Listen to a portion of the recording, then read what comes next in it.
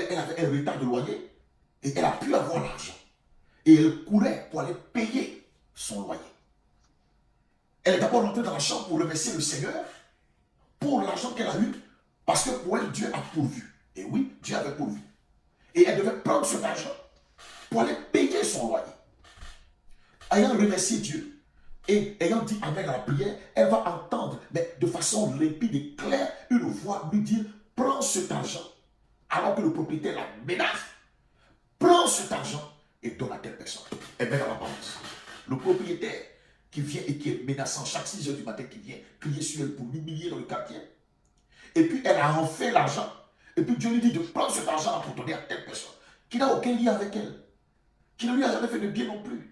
Et elle ne gagne même rien à donner à ce frère-là. Il dit prends l'argent du donne. Donc elle devra se mettre en danger vis-à-vis de son propriétaire. Elle devra se mettre en danger et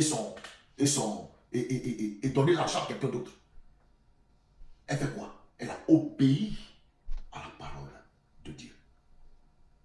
Et son témoignage est tellement beau.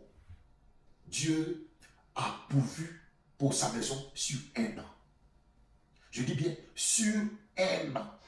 C'est-à-dire que quelqu'un a payé, le propriétaire est venu la voir pour lui déposer les reçus.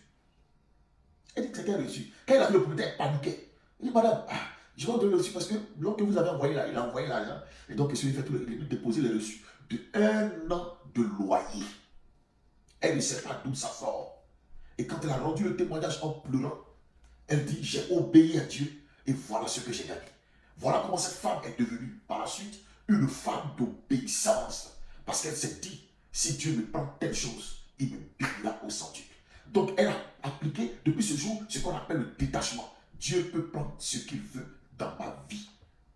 Dieu peut prendre ce qu'il veut dans ma vie. Je lui donne tout ce qu'il veut. Il peut prendre tout ce qu'il veut dans ma vie.